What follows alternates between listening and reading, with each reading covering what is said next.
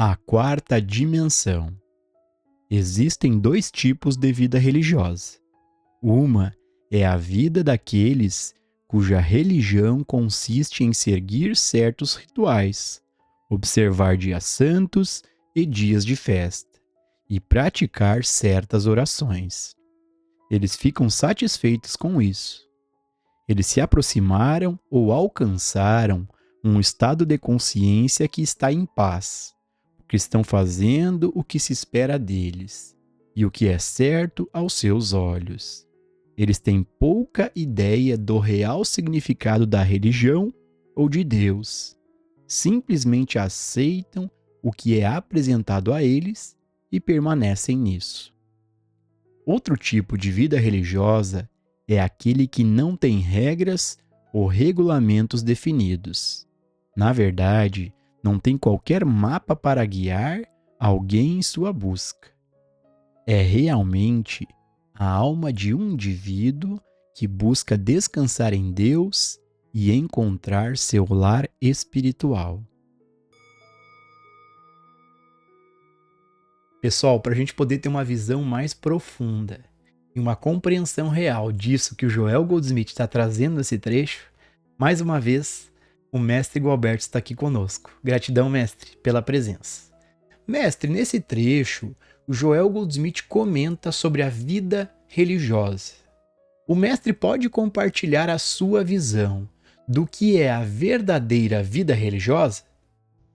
Ô Gilson, esse assunto, o assunto da vida religiosa, veja, é um assunto muito, muito delicado. A ideia que se tem, ou a ideia que se faz a respeito dessa assim chamada vida religiosa, em geral, não é a verdade desta real ciência da realidade divina na vida. É apenas nesse sentido que eu uso a expressão vida religiosa. Quando há uma plena, note, uma plena ciência desta realidade divina presente na vida.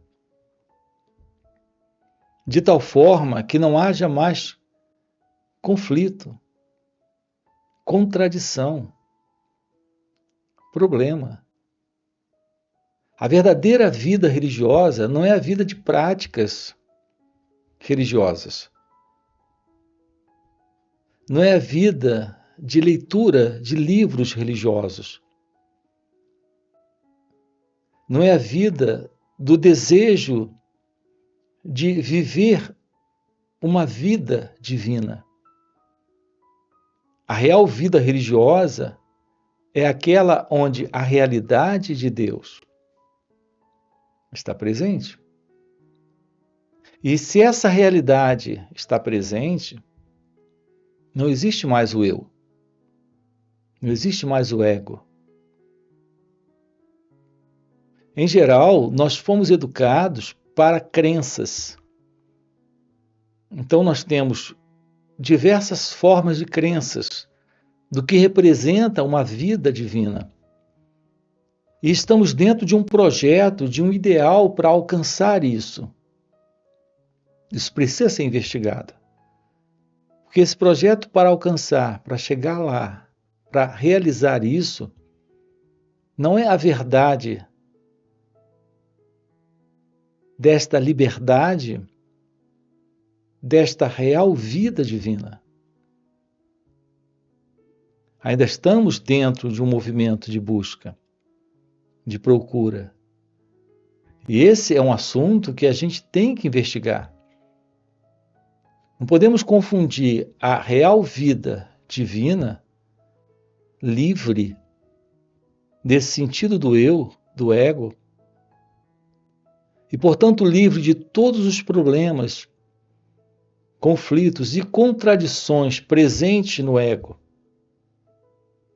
Não podemos confundir isso, esse movimento de busca, onde está presente tudo isso, com a verdade desta vida, onde não temos mais nada disso presente.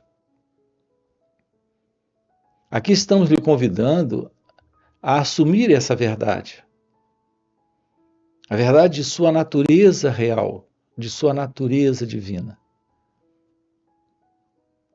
Assumir a mente livre desta mente do eu, desta mente do ego, desta mente egóica. Quando a mente está livre, quando temos uma mente nova, uma mente onde não temos mais presente esse velho movimento do pensamento, onde temos a ilusão desse pensador pensando, desse experimentador experimentando, desse eu com esse não eu. Esta condição de mente é a condição da mente comum. Essa não é a verdade da mente religiosa. A mente religiosa é a mente livre, total e completamente de conflitos, de contradições, de desordem, sofrimento. Então temos a realidade do seu ser em amor. Veja, não é em prática assim chamada religiosa de bondade, de filantropia, de caridade. Em geral, isso é confundido com vida religiosa. É isso que nós conhecemos por vida religiosa. Mas repare, dentro de cada um de nós, mesmo ainda envolvido nesse modelo de prática, assim chamada espiritual ou espiritualista, internamente continuamos com os nossos conflitos, com os nossos pesares, dores, com as nossas contradições. Repare, esse é um elemento que sempre está presente, enquanto esta mente do eu, esta mente do ego, está presente. Então não importa como praticamos ou como nos envolvemos com práticas místicas, espirituais ou religiosas. Se temos presente essa mente do eu, essa mente egóica, nós estamos carregando estados em contradição. Nós queremos fazer o bem e há uma inclinação em nós. Há uma luta interna entre querer fazer o bem e ainda tendo uma inclinação para um movimento de vida ainda egocêntrico.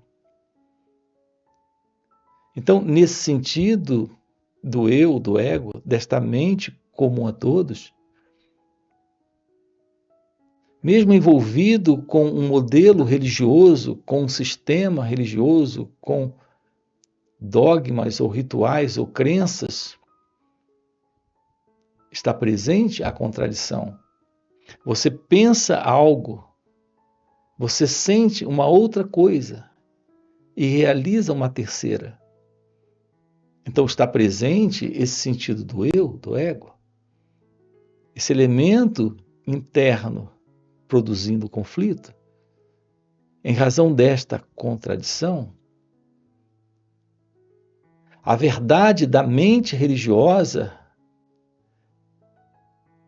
é aquela que está presente quando o sentido do eu, do ego, não está mais. Então temos uma qualidade de ser, além desse sentido da mente como nós conhecemos. Então é nesse sentido que o despertar de sua natureza divina é a revelação da verdadeira vida religiosa. Porque temos presente uma nova mente, um novo coração.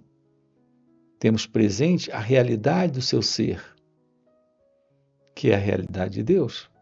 A ciência de sua natureza divina, veja, não a teoria, a crença, o conceito.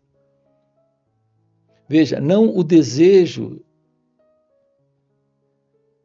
por encontrar Deus, por viver a verdade. Mas já esta verdade, aqui e agora, quando ela está presente, não existe mais esse sentido de separação. Portanto, não existe mais essa mente do eu, essa mente egóica. E, portanto, esta contradição presente entre o pensar, o sentir e o agir. A verdade da vida do seu ser é a verdade da vida religiosa. Quando isso está presente, não existe mais esse eu, esse mim, esse sentido de um eu que se vê separado do outro, separado da vida, separado de Deus. Então, a beleza desse encontro com a natureza divina é a ciência de que essa natureza é a verdade que está presente quando o sentido desse eu não está. Veja, Gilson, não se trata de ter um encontro, se trata de ter uma constatação. Não se trata de encontrar Deus, de ter uma vida com Deus. Se trata de que Deus assumiu esse espaço, esse lugar dele, aqui e agora, nesse corpo e nessa mente. Então, sim, temos a verdade da verdadeira vida religiosa, que é a vida livre da ilusão da separação, que é a vida livre do ego, onde está presente a beleza do amor, da sabedoria, da liberdade, onde tudo é, nesse momento, essa única realidade presente. Então estamos diante de algo indescritível, algo que está além do que o pensamento possa imaginar, possa formular, possa definir. Então estamos diante de algo indescritível. Assim, não se trata de uma prática de final de semana, não se trata de uma prática espiritual, de alguns momentos determinados para orações, meditações ou algo do tipo. Se trata desta vida, da vida em totalidade, da vida nesta beleza, onde, momento a momento, temos presente a única realidade, que é a realidade divina, que é a realidade do silêncio, da liberdade, da real felicidade,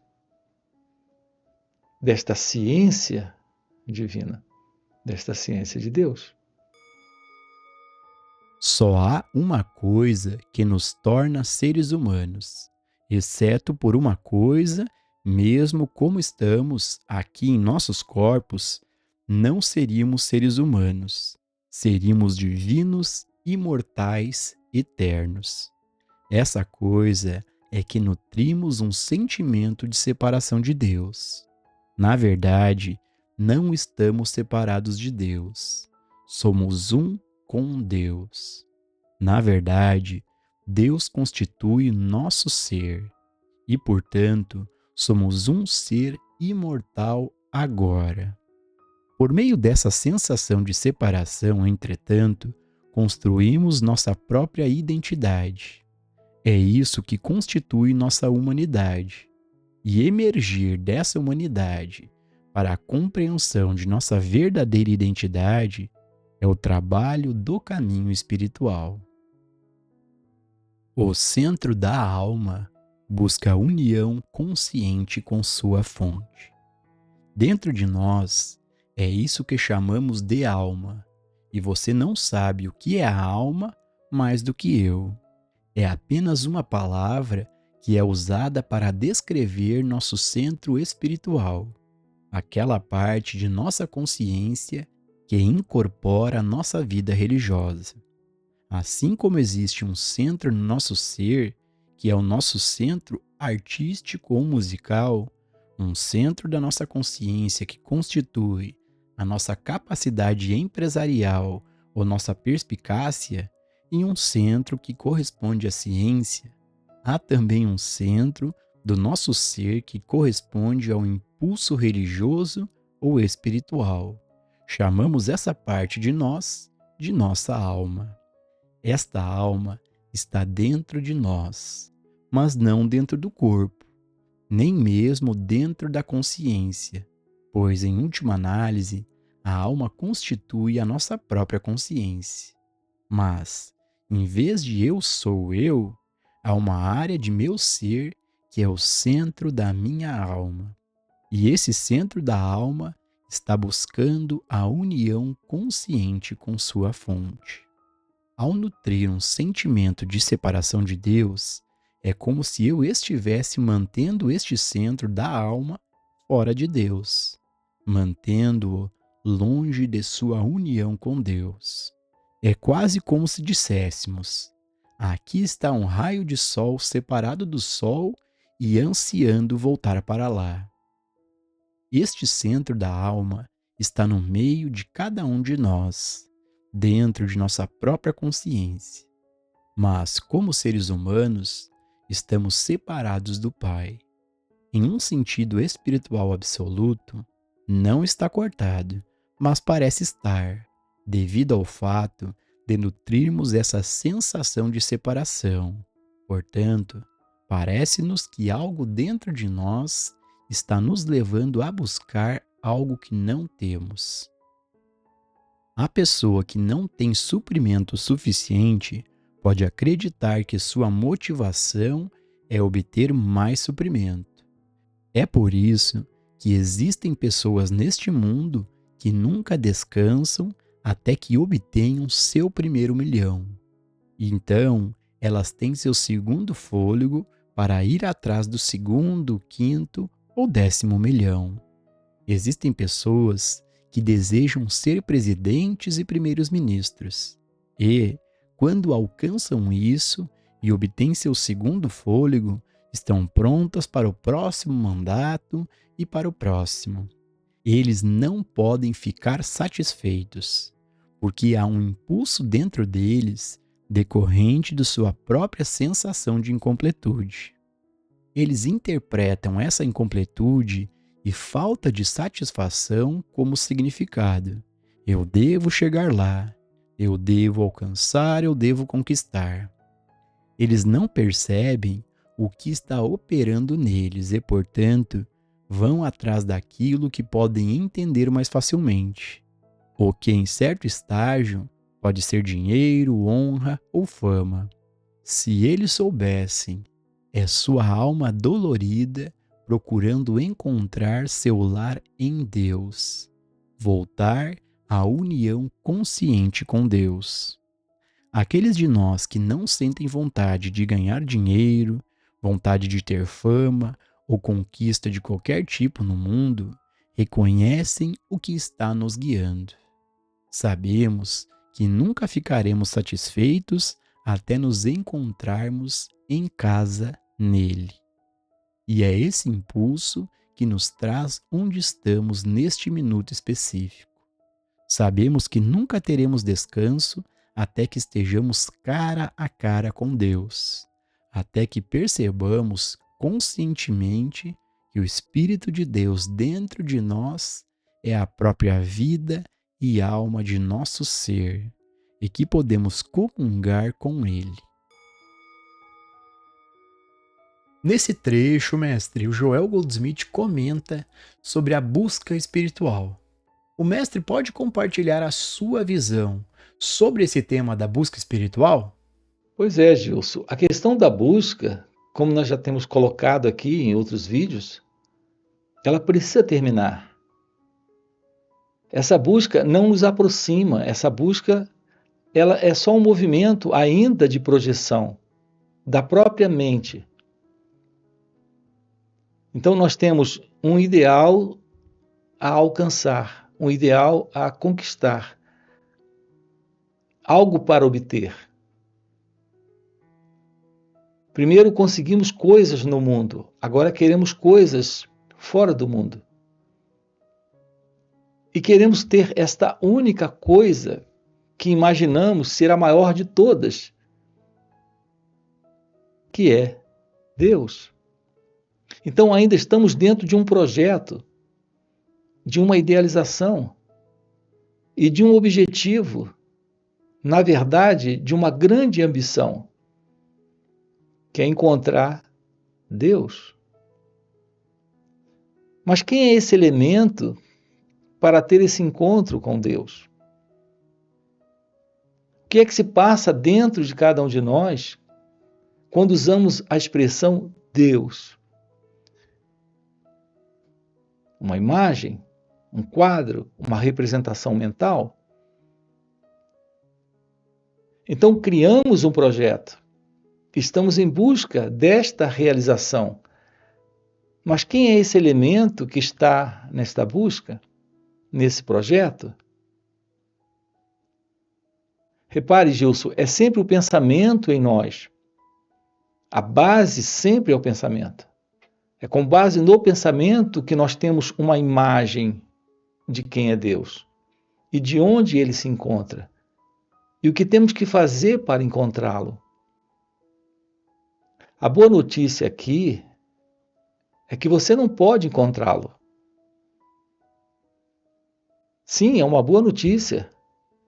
Qualquer coisa que você possa encontrar, com parte em um projeto seu, será parte do seu projeto. Aquilo que você irá encontrar. Então a boa notícia é que você não pode encontrá-lo, mas que ele te encontra.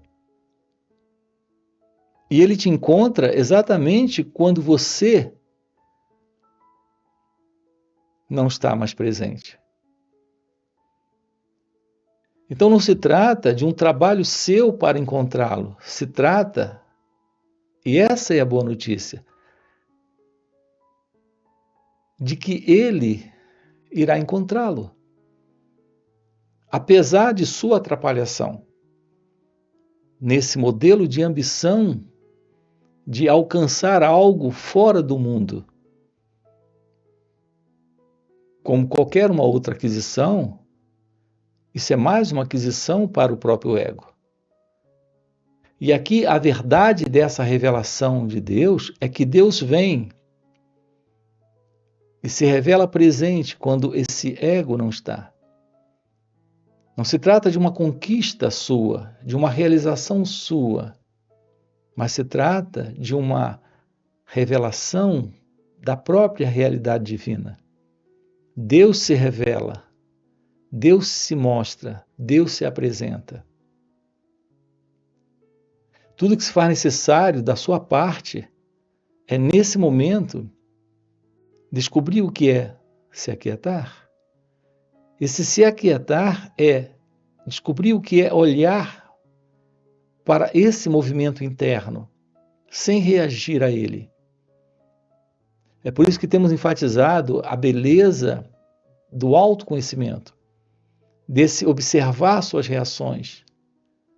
Quando você se aproxima e começa a olhar como você funciona, há um fim para esse sentido de separação. Há um fim para esse sentido de identidade presente nessa experiência. Veja, é nesse momento que a própria realidade divina se mostra. Veja, é ela que se apresenta quando você se aquieta. Aqui estamos trabalhando com você essa aproximação do autoconhecimento, que é esta ciência de observar suas reações, sem se mover, sem reagir, apenas tomando ciência dessas reações, sem esse elemento que se separa. Esse olhar, esse direto olhar, revela aquilo que está além do eu, além do ego. Então, esta é uma ação divina, esta é uma ação da graça, esta é uma ação de Deus. Então, a boa notícia é que Deus se revela. É Ele que se mostra, é Ele que te atrai, é Ele que realiza aquilo que é real, aqui e agora. Então, essa ilusão desse sentido de alguém presente, isso se desfaz, isso desaparece. É isso que estamos trabalhando com você aqui dentro desse canal, lhe mostrando como ter uma aproximação real desta verdade. E uma aproximação real disso significa descobrir como ficar quieto, como se aproximar apenas para tomar ciência de todo esse movimento. Então, essa realidade se mostra. Isso é o fim da busca, isso é o fim desse buscador, isso é o fim desse projeto ambicioso do eu, de alcançar algo para ele. Isso é o fim do eu. Então temos esta realidade divina presente.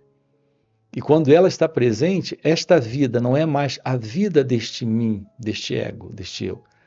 É a real vida religiosa. É a real vida de Deus presente. Na verdade, podemos nos comunicar com o nosso ser interior ainda mais facilmente do que podemos nos comunicar uns com os outros. Existem aqueles alunos que não sabem que o que os move é a própria alma tentando romper este véu de ilusão e mais uma vez alcançar a união com Deus. E são movidos pela crença de que devem encontrar saúde ou que devem encontrar suprimento. Às vezes, eles encontram saúde, eles encontram suprimento muito rapidamente. E isso atrasa seu progresso espiritual por muitos anos, porque agora, sem nenhum incentivo adicional, eles descansam com sua saúde e com seu suprimento, até que, anos mais tarde, eles provavelmente cheguem à realização. Bem, agora tenho minha saúde e meu suprimento, mas ainda estou infeliz. Ainda estou com saudade de alguma coisa. Ou tenho um lar feliz e anseio por algo mais. E provavelmente nesse período, eles podem começar a despertar para o fato de que, se eles têm toda a saúde do mundo, toda a riqueza do mundo e o lar mais feliz do mundo, eles ainda não estarão em paz até que se encontrem na morada em Deus. E para você que está acompanhando o vídeo até o final e tem o desejo sincero em compreender essas verdades, fica o convite para participar dos encontros que o Mestre Gualberto proporciona, que são chamados satsangs. São encontros de final de semana, no formato online, presencial e também retiros de vários dias. Nesses encontros, o Mestre Gualberto compartilha esse estado de presença que ele vive. E nesse compartilhar, é um compartilhar de presença, de graça, de poder. E a gente acaba entrando de carona nessa energia do Mestre. E isso é um facilitador incrível para a gente estudar a nós mesmos, para a gente compreender quem de fato somos. Então fica o convite no primeiro comentário fixado. Tem o link do WhatsApp para poder participar desses encontros. E a gente se vê no próximo vídeo.